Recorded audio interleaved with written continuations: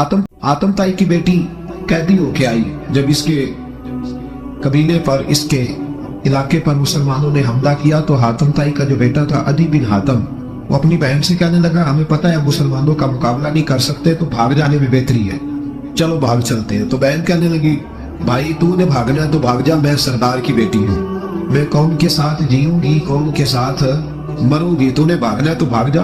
अदी भाग गए डर के। ये खातून जो थी इनको गिरफ्तार कर लिया मुसलमान औरतों ने, तो कि ये तलवार लेके आएंगी लड़ने के लिए। इब्ने इसाक इब्ने हशाम दोनों किताबों में रिवायत मौजूद है। ये खातून कहती है कि मैंने बड़े तगड़े सवाल तैयार किए, क्योंकि माज़अल्लाह सुपा माज़अल्लाह मेरा ख्याल था वो नबी नहीं वो बादशाह है, वो एक स्टेट के सरबराह है, वो हुक्मरान है, मैं माज़अल्लाह नबी नहीं। मैंने बड़े तगड़े सवाल तैयार किए और मैं अपने आप से कह रही थी मैं ऐसी ऐसी बातें करूंगी मुसलमानों के नबी से कि उन्हें जवाब नहीं आएगा। माज़अल्लाह सुम्मा मा नकले कुफ्र कुफ्र नबाशर। कहती है मैं हुजूर के सामने लाई गई गिरफ्तार करके, और जब मुझे हुजूर के सामने खड़ा किया गया ना तो मेरा सर नंगा था। तवज्जो है मेरी बात पर, मेरा सर नंगा था तो मेरे ज़हन में बड़े सवाल थे, मेरी गर्दन अकड़ी हुई थी। हुजूर ने मेरा नंगा सर देखा तो महबूब मिंबर से उठे, अपने कंधों से मुदस्सर वाली चादर उतारी और हुजूर अलैहिस्सलाम ने हातम ताई की बेटी के सर पे दे दी। और ये भी कहती है जब हुजूर की चादर आई तो मेरी अकड़ी हुई गर्दन खुद ब खुद झुक गई नीचे की तरफ, खुद ब खुद झुक गई। सवाल अभी भी मेरे ज़हन में मौजूद थे। इतने में एक सहाबी हुजूर की बारगाह में आए और अर्ज करने लगे या रसूल अल्लाह सल्लल्लाहु अलैहि वसल्लम ये काफिर की बेटी है, मुशरिक नजस होता है, तो मैं अपनी चादर ना दे दूं, आप अपनी ले ले, काफिर की बेटी है। तो महबूब ने उसकी तरफ जलाल की नजरों से देखा, फरमाया खामोश हो जा, बेटियां बराबर होती हैं, तीयां साझी होती है। वो कहती है जब हुजूर ने कहा ना बेटियां बराबर होती हैं तो मेरे अंदर से एक आवाज निकली, मैंने कहा वो हातम ताई की बेटी तू गलत थी, ये बादशाह नहीं है तो अल्लाह के सच्चे रसूल है, बादशाह तो सख्त सजाएं देते हैं। कहते हुजूर मेरे करीब आए और आके कहने लगे तू सरदार की बेटी है, तेरे बाप में अच्छी खसलतें पाई जाती थी, बता तेरे साथ क्या मामला करूं, क्या मामला, ये हुजूर की पसंद है, क्या मामला करूं। तो कहने लगी मैं चाहती हूँ मुझे आजाद कर दे।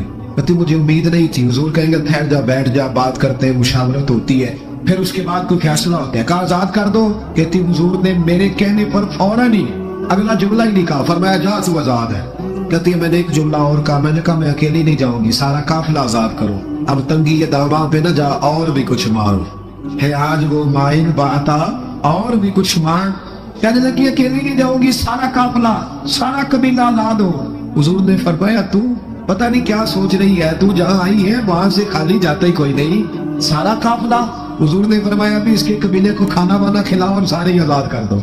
वापस घर गई तो अपने बाप को, अपने भाई को बुलाया, बुला के कहने लगी भाई वो बादशाह नहीं वो नबी है, बादशाह नहीं वो, अब तो जिनको फकीर होना चाहिए था वो भी बादशाह बन गए। बादशाह सलामत, बादशाह सलामत। मेरा हाथ बूरे वाले में था, मैं था वहां दूर, तो 2-3 बच्चे ना यूं हाथ बांध के खड़े हो गए। अब हुजूर ने फरमाया किस तरह का मामला न करो जैसे मजूसी अपने बादशाहों के साथ करते थे। मैं कहा पुत्र बैठ जाओ। कहते नहीं साड़ी ड्यूटी। मैं क्या केस लाई है, मैं बादशाह सलामत था, तो बैठ जाओ कुर्सी तेरा अंदर। क्या चक्कर चल गया है, हाथ बांध के खड़े होना, कोनों में खड़े, क्या इसका मतलब? अदब अदाब है, करना चाहिए, लेकिन ये क्या लोगों को सदा मिली हुई है कि वो बेचारा जो गरीब आदमी अदब अदाब सिर्फ उसकी जिम्मेदारी है? माड़ा आया तो पीर साहब ने अदब पे लगा दिया और तगड़ा आया तो खुद अदब करना शुरू कर दिया।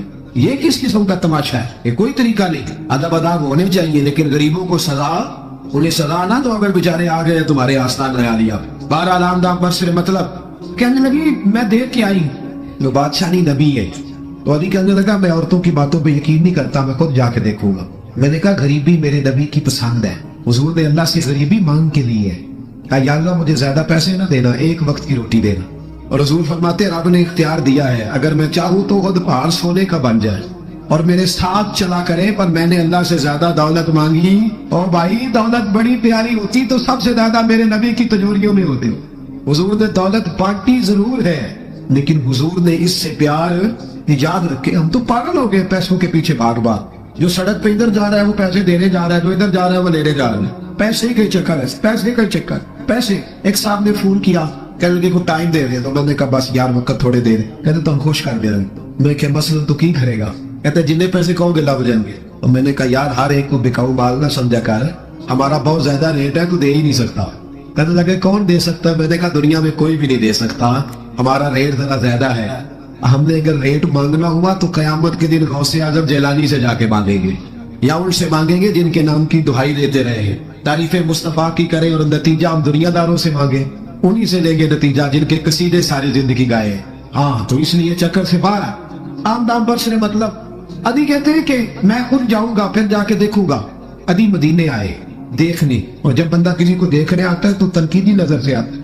कहते मैं मस्जिद नबी में पहुंचा तो कच्ची जमीन पर गुलामों के साथ, इधर देखो ये भी तो हुजूर की सुन्नत है ना। हजरत अबू हुरैरा सही सनद की हदीस बुखारी में फरमाते हुजूर के साथ एक सफर में था, नबी पाक अलैहिस्सलाम ने फरमाया खाना ना पका ले, हुजूर पका ले। फरमाया तू गोश्त ले आ, तू इस तरह कर मसाला जात तैयार कर ले, तू फलां चीज कर ले। आकर में हुजूर फरमाने लगे मैं लकड़ियां इकट्ठी करके लाता हूँ। अल्लाह करे पीरा नु हदीस जुबानी याद हो जाए, आमीन ते आख्या जे।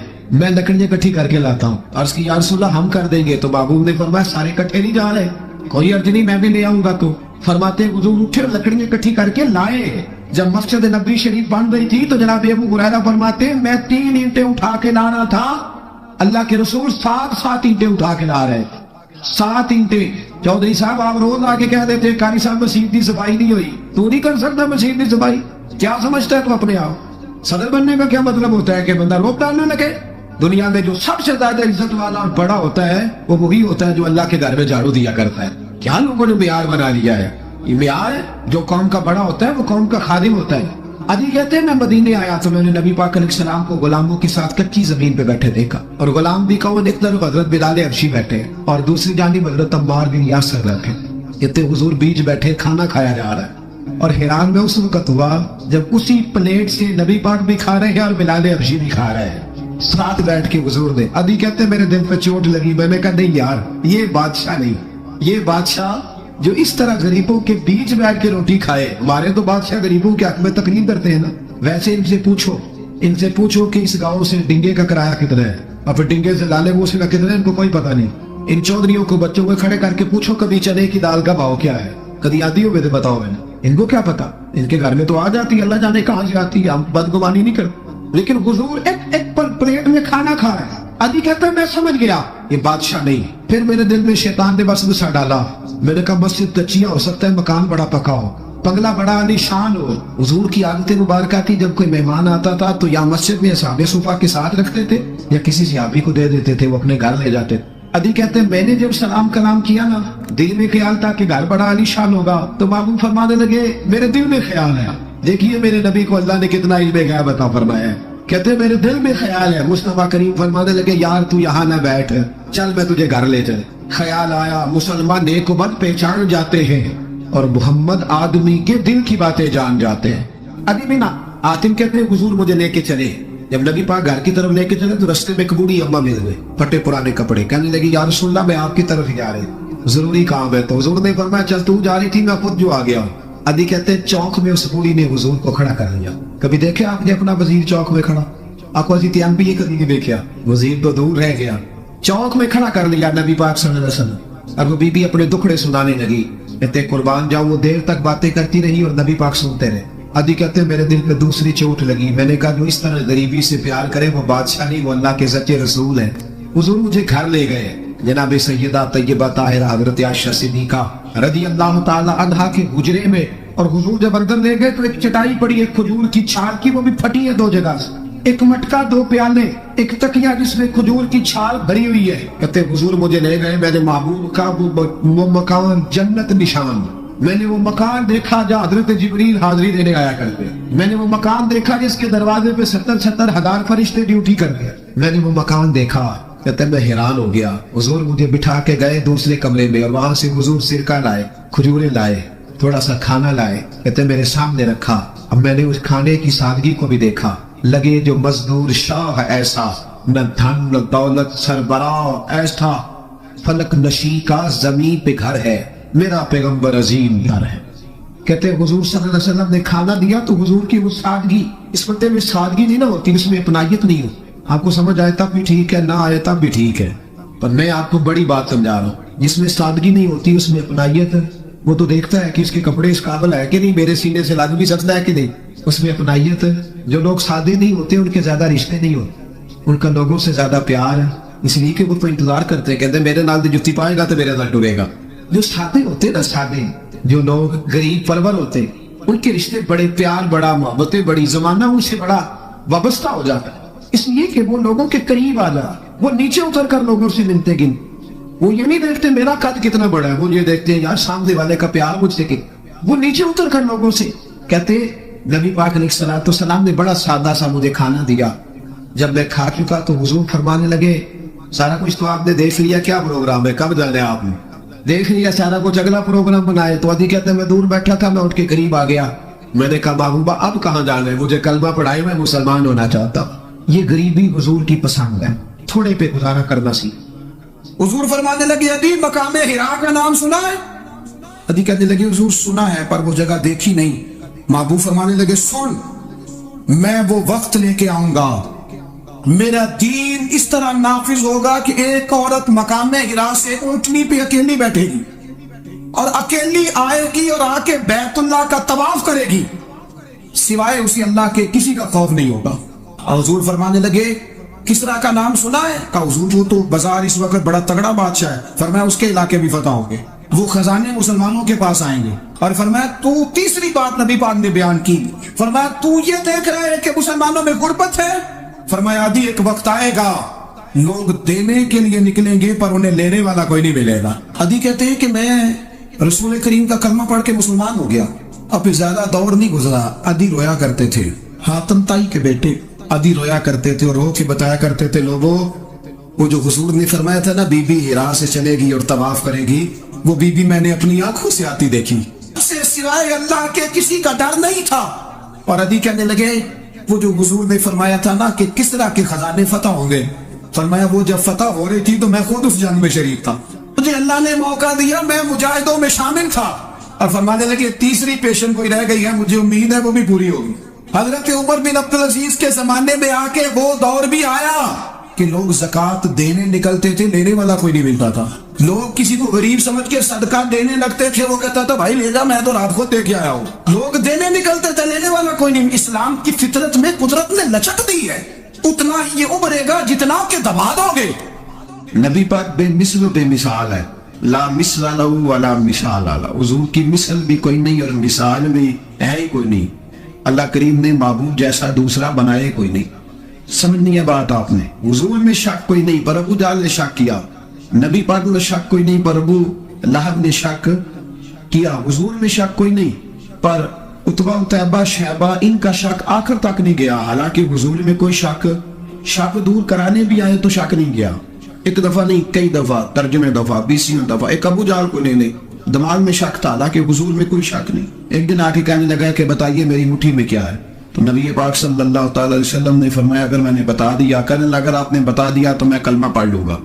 حضور نے فرمایا میں نے بتا دینا ہے پر تم نے کوئی نہیں پڑھنا، میں بتا دینا، کہ بتائیے، تو حضور نے فرمایا چل سودا کر لیتے ہیں، اگر جو تیری مٹھی میں ہے وہی بتا دے پھر تیرا کیا خیال ہے؟ تو نبی پاک صلی اللہ تعالی علیہ وسلم نے کہا کیا بھئی ابو جہل کی مٹھی میں؟ تو اس کی مٹھی میں کنکر تھے، کنکروں نے کلمہ پڑھنا شروع کر دیے، جب کنکروں نے کلمہ پڑھا، پتھر تھے انہوں نے کلمہ پڑھا، ابو جہل نے وہ کنکر زمین پہ پھینکے کہنے لگا اوفو تیرا جادو تو پتھروں پہاڑوں پہ بھی چلتا ہے۔ اب جملہ کہنے لگا سمجھ لینا، ابو جہل گوشت کا آدمی تھا، کنکر پتھر تھے، پتھر کلمہ پڑھ گئے، گوشت کا آدمی تھا پر کلمہ کیونکہ یہاں کیا تھا شک، اس نے آگے نہیں بڑھنے، گوشت کا شخص ہو کے پتھروں سے آگے نکل نبی پاک صلی اللہ علیہ وسلم کی خدمت میں آیا، بلکہ وہ جو یہودی والی روایت ہے اس کے پس منظر میں بھی بعض محدثین نے لکھا ہے، اس کو بھی اسی نے بھیجا، کہنے لگا جاؤ نبی پاک سے جا کے کہو اگر وہ درخت آپ کا کلمہ پڑھے تو میں بھی پڑھ لوں گا۔ درخت، اب درخت ہوتے تو جاندار ہے پر کلمے تو کوئی نہیں نہ پڑھتے، درخت سے بھی تو انسانوں سے کلمہ پڑھنے کی بات، اگر درخت پڑھے تو میں پڑھ لوں گا۔ نبی پاک صلی اللہ علیہ وسلم دور بیٹھے تھے، درخت دور تھا، اور امام سیوطی علیہ الرحمہ نے لکھا ہے درخت بھی کیکر کا تھا۔ نبی پاک صلی اللہ علیہ وسلم نے فرمایا اس یہودی سے کہ تو جا کے درخت کو کہہ کہ تجھے نبی پاک بلاتے ہیں، فرمایا میں گیا تو پھر تم نے کہنا جادو کر کے بلایا ہے، احتیاط بھی کی، ہر چیز آنکھوں کے سامنے رکھی، تو جا کے کہہ کہ تجھے بلاتے ہیں۔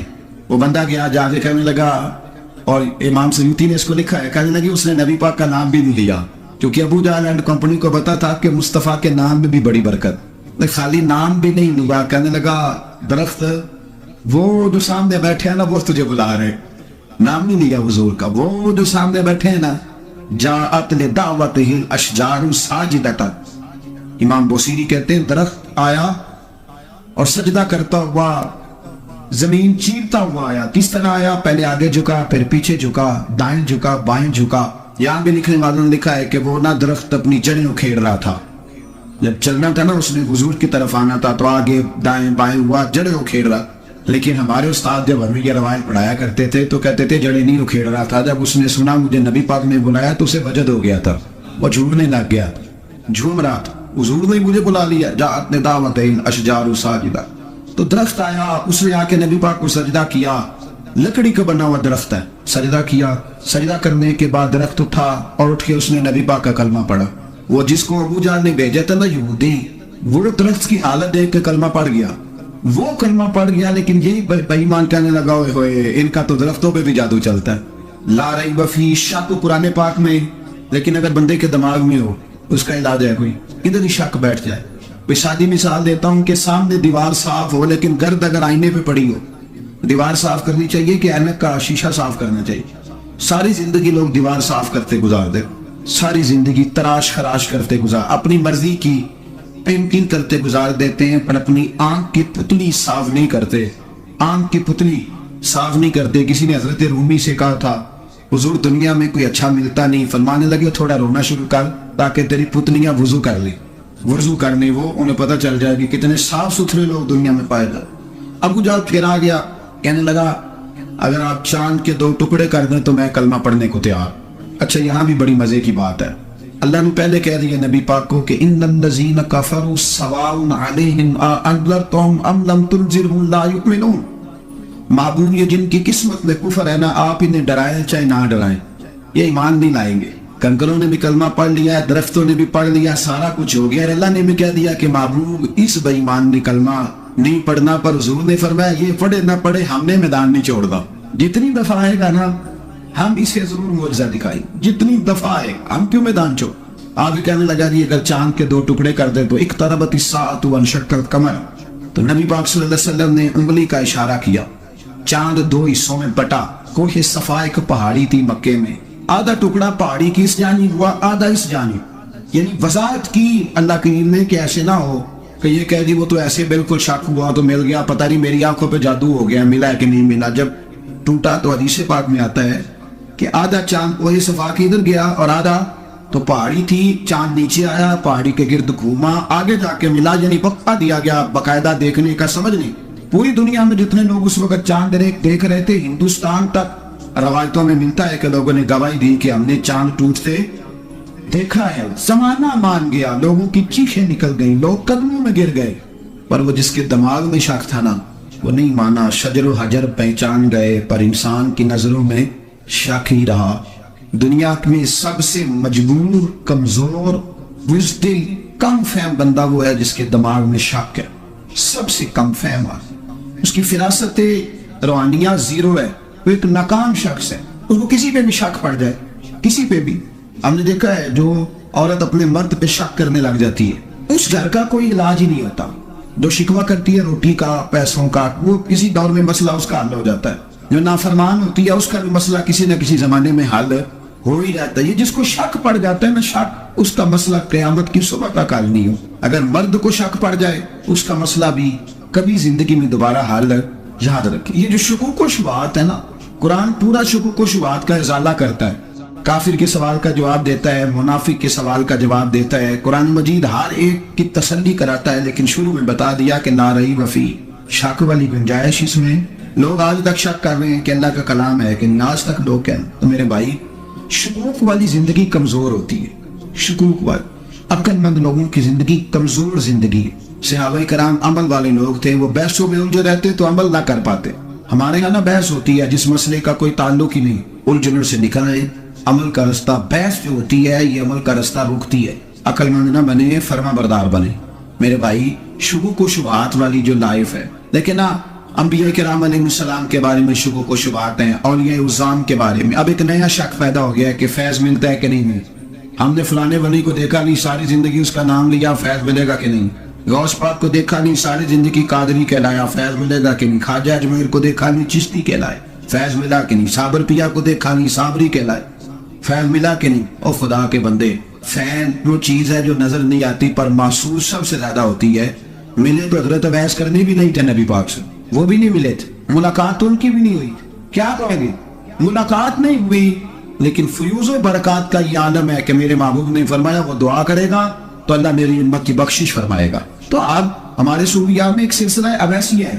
سلسلہ اویسیہ میں اکثر ملاقات نہیں ہوتی, اکثر نہیں ملاقات ہوتی بغیر دیکھیں نا, آپ جب کسی کا نام جپتے ہیں, جب کسی کا نام لیتے ہیں, جب اسی کا ذکر کرتے ہیں, جب اسی کے تذکرے میں رہتے ہیں, تو اللہ تبارک و تعالیٰ کے یہ جو کامل لوگ ہوتے ہیں یہ متوجہ ہو جاتے ہیں, ان کی توجہ ہوتی ہے. خود سرکار نے فرمایا دو آپس میں محبت کرنے والے, ایک مشرق میں ایک مغرب میں, قیامت کے دن اللہ دونوں کو جنت میں اکٹھا فرما دے گا. یہ کیا بات ہوئی کہ ہر بات میں شک کرنا کہ جی وہ فلانے سے ملاقات ہی نہیں ہوئی. تو کس طرح بھائی, ملاقات ایک الگ چیز کا نام ہے, ملاقات ایک الگ شے کا نام ہے, اور فیوز و برکات ایک اللہ سے ملاقات ہوئی ہے.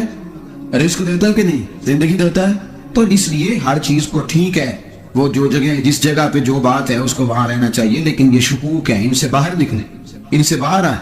اور یا اللہ کا جو فیضان ہے, ان کی جو محبت ہے, ان کے جو طریقہ. حضرت سلیمان بن بشار رحمت اللہ علیہ بزرگ گزرے ہیں, وہ کہتے ہیں میرے پاس, میں بڑا خوبصورت تھا جوانی میں, دین کی تھوڑی سی خدمت کرتا تھا, تو ایک عورت آ گئی. اس عورت نے میرے ساتھ کچھ مجھ سے مانگا, مطالبہ کیا, تو میں نے کہا کوئی بھکارن ہے. میں نے جب اس نے نقاب اوڑھا ہوا تھا, جب میں نے اس کی طرف پیسے دینے کے لیے, خیرات دینے کے لیے کچھ چیز بڑھائی, تو اس نے چہرے سے کپڑا ہٹایا. میں نے نظر جھکا لی, کہنے لگی سلیمان میرا رنگ روپ تو دے, میں کتنی خوبصورت ہوں, میں تیری محبت میں گرفتار ہو گئی, خدا را میں اپنے آپ کو تیرے حوالے کرتی ہوں. آپ فرماتے ہیں جب اس کے نیت اور ارادے میں اور لفظوں میں نے فطور دیکھا تو میں استغفر اللہ پڑھتا وہاں سے بھاگ گیا.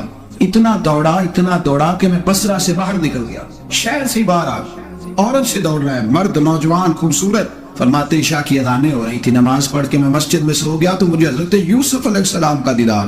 جناب یوسف کہتے ہیں میں حضور کا غلام اور غلاموں کا غلام اور صدیوں بعد کا غلام. تو جناب یوسف علیہ السلام میری خواب میں آئے اور کہنے لگے اٹھ جوان, میرے سینے سے لگ, یار تو نے تو نبی پاک کا امتی ہو کے وہ کام کیا ہے جو میں نے نبی ہو کے کیا تھا. اب کام حضرت یوسف والا کیا تھا نا, تو صدیوں اور سالوں اور مہینوں کا فاصلہ بن سکا. تو وہاں پہ مسئلہ یہ ہے کہ شکوک و شبہات والی زندگی نقصان دیتی ہے. حضرت ہمارے سلسلہ مقدسہ میں ایک سلسلہ علویہ ہے جو اعلیٰ حضرت فاضل بریلوی کو حاصل تھا. شاہ عبدالعزیز صاحب محدث دہلوی رحمۃ اللہ تعالیٰ علیہ نے بڑا لکھا مولا علی کی شان پہ, حضرت علی پہ کلام, ان کا ذکر, ان کے تذکرے اس قدر فنا ہو گئے کہ ہر وقت ذکر علی کرتے. فرماتے ہیں مجھے خواب میں حضرت علی کا دیدار ہوا, انہوں نے مجھے بیعت فرمایا اور مجھے اپنے سلسلہ مبارکہ میں اجازت دی. تو شاہ صاحب رحمت اللہ علیہ فرمایا کرتے تھے کہ میں نے بہت کم لوگ ہیں جن کو پھر ان میں بیعت فرمایا جاتا ہے, تھوڑے چند لوگ, اور ان کو سلسلہ مبارکہ میں اس میں چند لوگ ہیں. اعلیٰ حضرت کے بعد شاہ رسول ہے, شاہ رسول کے بعد شاہ عبدالعزیز محدث دہلوی اور ڈائریکٹ مولا علی شیر خدا سے بیعت. تو مطلب یہ ہے کہ کام شکوک و شبہات سے نکلیں. قرآن نے کہا لا ریب فیہ, قرآن میں شک, البتہ وَإِن كُنتُمْ فِي رَيْبٍ مِّمَّا نَزَّلْنَا عَلَىٰ عَبْدِنَا, بندے کچھ شک کرتے ہیں, اگر انہیں شک ہو تو اس طرح کریں کہ فَأْتُوا بِسُورَةٍ مِّن مِّثْلِهِ, پھر اس کی مثل ایک صورت لے کے آئیں, اور وَادْعُوا شُهَدَاءَكُم مِّن دُونِ اللَّهِ إِن كُنتُمْ صَادِقِينَ. سارے بے شک اپنے حمایتی بلا لیے اگر وہ سچے. شک والی دنیا سے باہر نکل آئے, حقیقت والی دنیا کو قبول کرے. شکوک و شبہات کا ازالہ نہیں ہوتا, شک دوسرے شک کو جنم دیتا ہے, نقص دوسرے نقص کو جنم دیتا ہے, غلطی دوسری غلطی کو جنم دیتی. اور انسان جب تک شکوک کی, میں نے آپ کو کہہ دیا کہ ہر گھر بچ سکتا ہے, ہر گھر, ہر عورت کے صحیح ہونے کی امید ہوتی ہے, پر جس بی بی کو اپنے خامن کے کردار پہ شک ہو وہ بی بی کبھی مطمئن نہیں ہو. ہر گھر بس جاتا ہے, لیکن جس خامن کو اپنی بیوی کے کردار پہ شک ہو جائے اس کا کبھی اس کے ساتھ سلوک مخلصانہ. شکوک والی زندگی بیماروں کی زندگی ہے, شکوک والی زندگی بیماروں کی زندگی, کمزوروں کی زندگی, بزدلوں کی زندگی. اس لیے حقیقت والی چیز جب تک آپ کے پاس کوئی چیز کلیئر ہو کے نہیں آتی. شریعت اسلامیہ نے بہتان کی سزا رکھی 80 کوڑے. پتہ آپ کو, جس نے ایسے بہتان لگا دیا دلیل ہی کوئی نہیں, ایسے کہہ دیا کہ جی مجھے شک ہے جنہوں نے ایسے کیا, فرمایا اسے کوڑے مارو. شک کی بنیاد پر بہتان تلافی کرتا ہے, کوڑے کی سزا رکھی, 80 کوڑے مارو اس ظالم. یہ شک کر رہا ہے اس کو, جب اس کے اوپر دلیل ہی کوئی نہیں. یہاں بڑے بندے ہیں بات کر دیتے ہیں کہ وہ ایسا ہوا ہوگا, میں نے ایسا دیکھا تھا, ہوگا, کیا تھا, ممکن ہے. تو یہ شکوک ہے. اس شکوک, یہ سامنے والے کا کچھ بھی نہیں بگڑتا, اس بیچارے کا کیا بگڑنا ہے. یاد رکھیں بڑی خوبصورت بات یہاں حضرت عبداللہ ابن مسعود کی. آپ فرمایا کرتے تھے جب کسی بندے پر بندے شک کرتے ہیں اور ناجائز شک کرتے ہیں, اللہ اس کی عزتوں میں اضافہ فرما دیتا ہے, اللہ اس کی شانیں عطا کرتا ہے. اپنی زندگی کو بیماریوں سے نکالیں. یہ روحانی بیماری ہے شک, اس سے باہر آنا. یہ ظلم ہے. اولیاء پہ بھی شک, صوفیاء پہ بھی شک, علماء پہ بھی شک, ہر بندے پہ شک, کوئی صحیح نہیں, سارے غلط, میں اکیلا صحیح. اس شک سے باہر آ جائیں. یہ نفسیاتی مریض بنا دے گا, بے سکون کرے گا, بے قرار کرے گا. جس ترتیب سے ہم مسکراتے ہیں, جس ترتیب سے ہم روتے ہیں, جس ترتیب سے ہم کسی بات کا اظہار تشکر کرتے ہیں, خدا ان باتوں سے پاک ہے. اب بہت ساری حدیثوں میں آیا کہ وہ مسکراتا ہے, تو کیا مطلب ہے مسکرانے کا؟ تو علماء تفسیر نے لکھا مسکرانے کا مطلب یہ ہے کہ وہ بڑا ہی راضی ہوتا ہے اپنے بندے سے, بڑا راضی ہوتا ہے. یہ مطلب ایک تو مسکرانے کا مطلب یہ ہے کہ وہ بڑا راضی ہو گیا, بڑا راضی ہو گیا, وہ مسکرا دیا اپنے بندے پہ. اور ایک اس کا معنی خود نبی پاک صلی اللہ تعالی علیہ وسلم نے بیان فرمایا. مسند امام احمد بن حنبل میں حدیث ہے, حضور سید عالم علیہ السلام سے صحابہ نے پوچھا یا رسول اللہ شہید تو بڑے لوگ ہوتے, شہیدوں میں افضل کون ہے؟ تو اللہ کے حبیب علیہ السلام فرمانے لگے وہ والا بندہ جو ڈٹ گیا تھا کافروں کے مقابلے میں, وہ ہلا نہیں, پوری طرح ڈٹ کے جو لڑا, وہ شہداء میں افضل ہے. حضور فرماتے ہیں وہ جنت کے بالا خانوں میں سیر کرے گا اور رب اسے دیکھ کے مسکرائے گا, رب اسے دیکھ کے مسکرائے گا. اللہ تعالیٰ مسکراتا ہے اسے دیکھ کے. اور اگلے جملے میں حضور نے وضاحت کر دی, فرمایا جب رب دنیا میں کسی پر مسکراتا ہے نا, تو اس کا معنی یہ ہے کہ قیامت میں پھر اللہ اسے حساب کوئی نہیں لے گا. جس پر اللہ دنیا میں مسکرا دیا اس سے کوئی حساب, تو وہ کام ڈھونڈنے چاہیے نا جس سے اللہ مسکرائے. ویسے کبھی ہم ایسا کرتے ہیں کہ نہیں کسی کو راضی کیا جائے؟ یہ کام ہم کرتے ہیں کہ ہماری کمپنی کا جو سربراہ ہے وہ ہم سے راضی رہے, جس ادارے میں ہم پڑھاتے ہیں اس ادارے کا بڑا ہم سے راضی رہے. یہ کرتے ہیں ہم, اس کے لیے کچھ نہ کچھ ہیلے بہانے ہم کرتے ہیں. برادری, قبیلہ, علاقہ, بستی, لوگ کسی طریقے سے ہمارے ساتھ مطمئن رہے, کرتے ہیں نا یہ سارے کام. اس میں تھوڑی مشکل بھی ہمیں آتی ہے, لیکن کرتے ہیں. کیا کریں, گھر میں بھی کئی دفعہ ایسا ماحول بنانا پڑتا ہے. چلے ایک اور میٹھی مثال دیتے ہیں, زیادہ سمجھ میں آئے گی. چھوٹا بچہ خوش رہے, آپ اس کے لیے محنت نہیں کرتے. وہ چھوٹا ہے, اس کو خوش کرنا فرض ہے ابا پہ, لیکن وہ کہتا ہے کہ میں نے موٹر سائیکل لینا ہے. چھوٹا ہے, چلا ہی نہیں پائے گا, تو ابا پھر اسے راضی کرتا ہے, کہتا ہے بیٹے چھوٹا سائیکل لے دے, چل میں تجھے اڑانے والا جہاز لے دیتا ہوں. مقصود کیا ہے کہ اس کو ناراض نہیں کرنا, یہ روئے نہ, اس کا دل نہ ٹوٹے. یارو سنو نا میں کیا کہہ رہا ہوں. اگر چھوٹے بچے کے لیے وہ چیزیں ڈھونڈتے ہو, میرے ابا جی نا اپنے نواسے کے لیے کھلونا لے کے آئے, تو بچہ بڑا ہی کھیلا, تو ابا جی کہنے لگے لو پیسے پورے ہو گئے میرے. بچے کو پسند بڑا ہے نا, پیسے پورے کر چھڑے نہیں, دیکھو نا جی کتنا اس کو راضی ہوا ہے. تو انسان کیا کرتا ہے کہ کوشش کرتا ہے, چھوٹا بچہ بھی ناراض نہ ہو تو وہ چیزیں وہ ڈھونڈتا ہے کہ اس کو کیا پسند ہے, چاکلیٹ لے جاؤں, فلاں چیز لے جاؤں, آئس کریم لے جاؤں. تو ایک بچے کے لیے, گھر کے لیے, سربراہ کے لیے اتنی محنت کرتے ہو, تو وہ کام بھی ہمیں ڈھونڈ کے تلاش کرنے چاہیے نا جسے رب راضی ہوتا ہے, اللہ راضی ہوتا ہے. بتاؤ وہ کون کون سے کام ہیں؟ نبی کریم صلی اللہ تعالی علیہ وسلم نے ارشاد فرمایا 3 لوگ ہیں جنہیں دیکھ کے رب مسکراتا ہے. یا رسول اللہ صلی اللہ علیہ وسلم وہ کون کون سے؟ تو محبوب فرمانے لگے ایک وہ بندہ, ساری مخلوق سوئی ہے, آدھی رات ہے, رات کا پچھلا پہر ہے, اس نے اٹھ کے وضو کر لیا, مصلی پہ کھڑا ہو گیا خدا کی یاد میں. فرمایا اسے دیکھ کے رب مسکراتا ہے جو اس کی شان کے لائق ہے. مسکراتا ہے نا, یہ تو سونے کا ٹائم تھا, یہ تو گہری نیند آنے کا وقت تھا, رات کا پچھلا پہر. رات پوے تے بے درداں نو نیند پیاری آوے, تے درد منداں نو یاد سجن دی سوتیاں بھی آن جگاوے. اور ساون کی کالی راتوں میں جب بوندا باندی ہوتی ہے, وہ راتوں کو اٹھ روتے ہیں جب خلقت ساری سوتی ہے. اللہ مسکراتا ہے. اور سننا میرے بھائی, میرے نبی پاک صلی اللہ تعالی علیہ وسلم فرماتے ہیں جب مسلمان نماز کے لیے صفے بناتے ہیں نا, ترتیب لگ رہی ہوتی ہے, اب اللہ کی بارگاہ میں کھڑے ہوں گے, قیام کریں گے, رکوع کریں گے, سجود کریں گے. فرمایا جب مومن صفے بناتے ہیں تو رب دیکھ کے مسکراتا ہے. کمال ہو گئے عروج بندگی کا, جب بندے کو دیکھ کے رب مسکرائے. خدا بندے سے خود پوچھے بتا تیری رضا کیا ہے, مسکراتا ہے. اور میرے نبی پاک علیہ السلام فرماتے ہیں جب مجاہد جہاد کے لیے صفیں سیدھی کرتے ہیں, آج تو یہ رب کے نام پہ مرنے ہی آ گئے, یہ صفوں میں کھڑے ہوں گے, ترتیب سے لڑیں گے, ترتیب سے گلا کاٹیں گے کافروں کا یا شہادت لیں گے. فرمایا جب جہاد کے لوگ صفیں بناتے ہیں تو رب انہیں دیکھ کے مسکراتا ہے. کتنے نصیبوں والا میں بنتا ہے جسے دیکھ کے مسکرا دیا. اور یار کبھی تیرا بیٹا تیرے سامنے مسکرائے نا چھوٹا, تو تیرا دل باغ ہو جاتا ہے. تیری ماں بیمار کسی ایک دن صحیح طرح ہنس پڑے تو طبیعت خوش ہو جاتی. مجھے بتاؤ نا جس کا رب بھی اسے دیکھ کے ہنس پڑے, جو اس کی شان کے لائق ہے, کیا اس بندے کے نصیبے ہیں, کیا اس کے مقدر ہے. آپ اس مقام پر اپنے آپ کو لائے. آپ دیکھیں نا یہ حدیث ہم نے سن لی, اب ہم نے نا اس طرح صفحے نہیں بنانے جس طرح ساری دنیا, آپ ذرا صفحے بھی شوق سے بنائیں گے, آپ ذرا تھوڑا سا شوق پیدا کریں گے. بھئی یہ تو میں وہ کام کرنے لگا ہوں جسے دیکھ کے رب مسکراتا ہے. نبی پاک صلی اللہ علیہ وسلم نے فرمایا جب کو بندہ توبہ کرتا ہے نا, ہم توبہ کا رٹا لگاتے ہیں، یا اللہ میری توبہ یا اللہ۔ اور توبہ کا تو مطلب یہ ہے کہ پچھلے گناہوں سے پکی توبہ، آج کے بعد یہ غلطی نہ کرنے کا پکا وعدہ۔ تو نے ساری شب برات رو کے گزاری ہے، بتا سویرے جھوٹ جوڑنے کا ارادہ ہے تیرا؟ آج کے بعد رشوت تو نہیں نہ لے گا، ملاوٹ تو نہیں نہ کرے گا، یہ توبہ ہے۔ اور اگر سارے کام اسی طرح کرنے تو پھر کیا توبہ کا رٹا ہے؟ جتنا مرضی لگاؤ۔ حضرت علی بن ربیعہ رضی اللہ تعالیٰ عنہ فرماتے ہیں میں مولا علی کے ساتھ تھا، مقام حرہ کی طرف جا رہے تھے، حضرت علی نے ہاتھ اٹھا کے دعا مانگی ہماری تعلیم کے لیے، ورنہ حضرت علی ہم صحابہ کو محفوظ عن الخطا تو مانتے ہیں نا۔ ہاتھ اٹھا کے کہا اے اللہ ہمارے گناہ بخش دے، تیرے علاوہ کوئی معاف کرنے والا نہیں۔ اور پھر حضرت علی آسمان کی طرف دیکھا اور دیکھ کے نا حضرت علی بن ربیعہ کو تو مسکرائے۔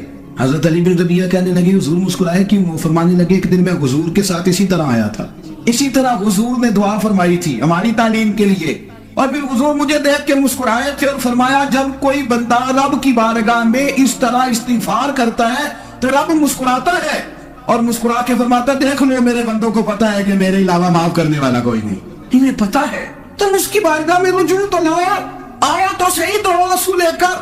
اقبال کہتے ہیں کہ موتی سمجھ کے شان کریمی نے چن لیا، قطرے تو گرے میرے ار کے انفعال کے، دو میں نے آنسو بہائے تھے تو اس کے کرم نے تو موتی سمجھ کے چن لیے۔ سنو نا حضور اس استغفار کو اللہ کو یا رات کو توبہ کر کے سونا چاہیے ہمیں۔ کچھ غلطیاں ہم کرنا نہیں چاہتے پر ہم سے ہو جاتی ہیں، کچھ دل ہم توڑنا نہیں چاہتے پر وہ ٹوٹ جاتے ہیں، ہماری مجبوری ہوتی ہے ٹوٹ جا۔ رات کو اس کی بارگاہ میں ہاتھ باندھ کے کشکوں نے طلب دراز کر کے خوب استغفار پڑھنا چاہیے کہ مالک بندے ہیں نا کیا کریں، نفس کا ساتھ ہے، دنیا کا ساتھ ہے، خواہشات نفسانیہ، مالک معاف کر دے۔ درد سے توبہ، رسم نہ ہو، کہانی نہ ہو، لفظ نہ ہو، جملے نہ ہو، اور جناب ایسے لوگوں کے بیچ بڑے ہاتھ باندھ کے اور بڑا کوئی ضرورت نہیں، آپ اکیلے اپنی چارپائی پہ بستر کے اندر منہ دے کے بھی درد سے کہیں گے نا معاف کر دے تو وہ تو مہربانی بڑا ہے۔ میرے نبی پاک صلی اللہ علیہ وسلم مثال دیتے، فرمایا ایک آدمی صحرا میں جا رہا، صحابہ سے حضور خطاب کر رہے ہیں، فرمایا ایک آدمی صحرا میں جا رہا تھا، اس نے اپنی اونٹنی پہ کھانا پانی پیسے ہر چیز رکھی ہوئی تھی، صحرا تھا بہت بڑا، درمیان صحرا کے گیا تو تھوڑا سا سستانے کے لیے آرام کرنے کے لیے اونٹنی سے نیچے اترا، اب اس نے اونٹنی کی لگام اونٹنی کی نکیل اپنے سرانے کے نیچے رکھی، ہاتھ کے ساتھ پکڑی اور سو گیا۔ تھوڑی ہی دیر کے بعد جب اس کی آنکھ کھلی تو دیکھا اونٹنی غائب ہے۔ صحرا میں وہ پیدل نہ آگے جا سکتا ہے نہ پیچھے جا سکتا ہے، نہ دائیں نہ بائیں، کھانے کو روٹی نہیں، پینے کو پانی کا قطرہ نہیں، تھوڑا ادھر بھاگا ادھر بھاگا، تھک گیا۔ کریم محبوب فرماتے ہیں وہ پوری طرح نڈھال ہو گیا اور مایوس ہو گیا، معاذ اللہ مایوس ہے کہ دوبارہ اسی جگہ آ کے لیٹ گیا جہاں پہلے لیٹا تھا، انتظار کرنے لگا کہ اب موت ہی آئے گی، آخری وقت ہے، اب نہ میں پیدل یہ صحرا کراس کر سکتا ہوں، نہ پیچھے جا سکتا ہوں، نہ کھانا ہے نہ پانی ہے، سوائے موت کے کوئی سہارا نہیں۔ حضور فرماتے ہیں وہ رستے پہ دوبارہ لیٹ گیا، اچانک اس نے رخ بدلا تو اونٹنی سامنے کھڑی تھی۔ حضور نے صحابہ سے پوچھا بتاؤ نا اسے بھلا کتنی کو خوشی ہوگی؟ یا رسول اللہ جسے نئی زندگی مل گئی ہے۔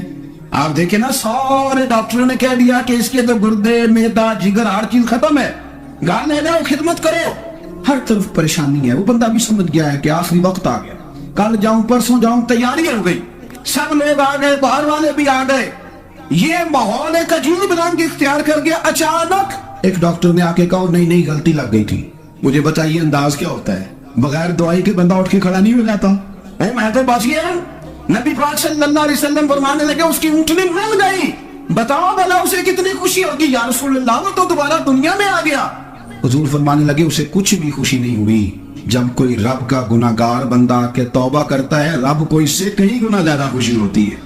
میرا بندہ آ گیا، میرا بندہ آ گیا، میرے گھر آ گیا، اس نے آنسو بہائے ہیں، اس نے کہا اللہ میں تیرا ہی ہوں، تیرا ہی رزق کھاتا ہوں، تیری ہی زمین پہ رہتا ہوں، تیرے نام سے میری سانسیں چلتی ہیں۔ وہ آ گیا، فرمایا اس اونٹنی والے سے زیادہ رب کو خوشی ہوتی ہے جب گناہگار آ کے توبہ کرے۔ گناہگاروں کے آنسو اس کی بارگاہ میں بڑے مقبول ہیں، لیکن ہم رسم ادا کرتے ہیں، توبہ نہیں کرتے، ہم اپنے آپ کے ساتھ دھوکہ کرتے ہیں، جھوٹ بولتے ہیں۔ ہم بندہ کوئی ناراض ہو جائے تو ہمیں کو نہیں نیند آتی، اس کے گھر چلے جاتے ہیں۔ ہم اپنے سارے رشتوں کو تعلقات کو مینٹین کر کے رکھنے کے عادی ہیں، ہمیں پتہ ہے کہ وہاں میں نہیں جا سکا تو بیٹا بیچتا ہوں، فلاں شادی پہ میں نہیں جا سکا تو بھتیجا بیچتا ہوں، آئی بیچتا ہوں، ہر تعلق کا ہم نے خیال رکھا کوئی روٹ نہ جائے۔ کیوں کمال ہے نا، یہ نہیں سوچا کہ اگر رب روٹ گیا تو جب وہ روٹ جائے نا تو سارے رشتے بھی بندے کے پاس موجود ہوں تو کوئی کرامت نہیں ہوتی، پھر کروڑوں روپیہ جیب میں ہوں تو ڈاکٹروں کی دوائیاں اثر نہیں کرتی۔ وہ روٹ جائے تو پھر انسان اس طرح سے پھسلتا ہے کہ بڑے بڑے اس کے پاس دروازے ہوتے ہیں پر کسی جگہ اس کا ہاتھ نہیں لگتا۔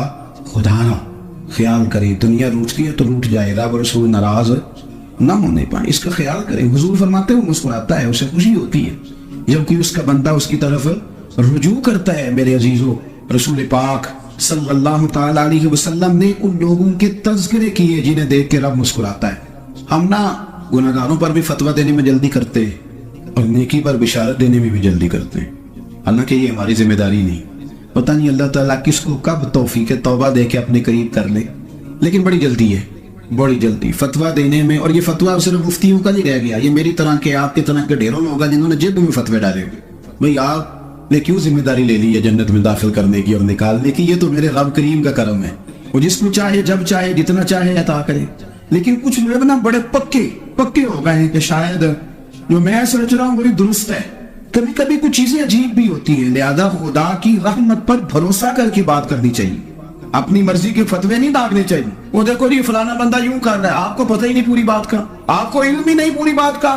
حضرت باولک نقشبند بخاری رحمت اللہ علیہ فرماتے ہیں میں حج کرنے گیا تو وہاں میں نے ایک آدمی کو کروڑوں کا کاروبار کرتے دیکھا تو میرے دل میں خیال ہے یہاں بھی اللہ اللہ کرنی چاہیے تھی, دنیا داری کر رہا ہے. لیکن فرماتے ہیں حج سے فارغ ہوئے تو میں نے دیکھا وہی بندہ سارا کچھ رب کی بارگاہ میں خیرات کر رہا ہے اور سینکڑوں غریب حاجی ہیں جن کو پورے خرچے دے رہا ہے. تو میں نے وہی اپنی سوچ سے توبہ کی کہ میں کہاں تھا, بڑی جلدی کھڑے نہ ہو جائیں. حضرت حسن بصری رحمت اللہ تعالیٰ نے ارشاد فرماتے ہیں کہ میں دریا کے کنارے گیا تو وہاں میں نے ایک شخص کو دیکھا, وہ اپنی ایک خاتون کی گود میں سر رکھ کے بیٹھا اور قریب ایک بوتل بھی پڑی ہے. میرے دل میں معاذ اللہ خیال آیا کہ دیکھو کس انداز میں ایک عورت کے ساتھ یہ ہے اور پاس بوتل بھی پڑی ہے, جانے شراب ہے. کہتے ہیں میں سوچ ہی رہا تھا کہ اچانک کی کشتی آ رہی تھی دریا میں, وہ ہچ کو لے کھائے, کشتی میں 4-5 لوگ تھے, وہ دریا میں ڈوبنے لگے. وہ آدمی تیزی سے اٹھا, دریا میں چھلانگ لگائی, پہلے ایک کو نکالا, پھر دوسرا نکالا, پھر تیسرا نکالا, ایک بندہ رہ گیا. کہنے لگا حضور مجھے تو آپ نے گناہگار سمجھا ہے, میں تو بڑے غلط انداز میں یہاں بیٹھا ہوں, آپ نے جو سوچا چلیں گے چوتھا بندہ آپ نکالنا ہے. کرے نا یہ کام, بڑے بھیلے بھالے بڑے گندہ وانے, ریاض آپ کو بس ہم ہی جانتے ہیں, اتنی جلدی فتویٰ. حضرت حسن بصری فرماتے ہیں میں پشیمان ہوا, میں نے کہا مجھے تیرنا نہیں آتا, تو دیر نہ کر چوتھا ڈوب نہ جائے. کہتے اس نے چھلانگ لگائی, چوتھا بھی نکال لایا. کہنے لگا حضرت آپ نے جلدی کی سوچنے میں, یہ بی بی میری ماں ہے اور یہ سرکے کی بوتل ہے. ہم ماں بیٹے کا یہ مشغلہ ہے کہ یہ وہ جگہ ہے جہاں آ کے لوگ مسافر اترتے ہیں, اور یہاں سے کسی کا گھر 100 میل ہے, کسی کا 200 میل ہے. ہم صبح سرکہ کھجوریں روٹیاں لے کے یہاں آتے ہیں, مسافروں کی نوکری کرتے, کوئی پریشان ہو تو مدد کرتے ہیں. حضرت خواجہ حسن بصری فرماتے ہیں میں نے معافی مانگی, ان سے بھی مانگی, رب سے بھی مانگی. انہوں نے مانگ لی نا بزرگ تھے, پر ہم کو نہیں تیار مانگنے کو. ہم ہر وقت بدگمانیاں, وہ فلانے جرم کرتا تھا, میں اسے اب کیسے نیک مان لوں. بھئی اب وہ نمازی ہے, خدا کے گھر آتے رہتا ہے, اب اللہ کی بارگاہ میں حاضر ہوتا ہے, جب رب نے معاف کر دیا تو بھی سوچ بدل جا. سنیں حضور کیا فرماتے ہیں. نبی پاک صاحب وفاق صلی اللہ تعالی علیہ وسلم فرماتے ہیں, مسند امام احمد بن حنبل دیکھیے, فرمایا رب اس وقت بڑا ہی مسکرائے گا جب قاتل بھی جنت میں جائے گا, مقتول بھی جنت میں جائے گا. یا رسول اللہ مقتول تو کیا, یہ قاتل کیسے چلا گیا؟ حضور فرماتے ہیں جائے گا, اور جائے گا اور رب مسکرائے گا جو اس کی شان کے لائق ہے. یا رسول اللہ کس طرح؟ تو نبی پاک صلی اللہ علیہ وسلم فرمانے لگے اس نے ایک مومن کو قتل کیا تھا, وہ شہید ہو کے جنت میں چلا گیا. اب اللہ نے بعد میں اسے توبہ کی توفیق دے دی. پہلے اس نے کلمہ پڑھا, پھر یہ میدان میں اترا, کافروں سے لڑا, یہ شہید ہوا, رب نے اسے بھی جنت دے دی. قاتل بھی جنت میں, مقتول بھی جنت میں, اور بات اتنی انوکھی ہے کہ رب دیکھ کے مسکرا رہا ہے جو اس کی شان کے لائق ہے. ہم جلدی میں ہیں, ہم انتظار نہیں کر رہے کہ شاید توبہ کر جائے, ہم انتظار نہیں کر رہے. لیکن میرے عزیز اتنی جلدی نہ کرے. سوچوں کا صاف ہونا, ذہنوں کا پاک ہونا, اور لوگوں کے بارے میں گمان کا اچھا ہونا. آپ کسی نفسیات کے ڈاکٹر کے پاس چلے جائیں, اسے کہیں ٹینشن بڑی ہے, میں ان کے مضامین پڑھتا رہتا ہوں, وہ سب سے پہلا سبق آپ کو یہ پڑھائیں گے کہ اچھا سوچا کریں.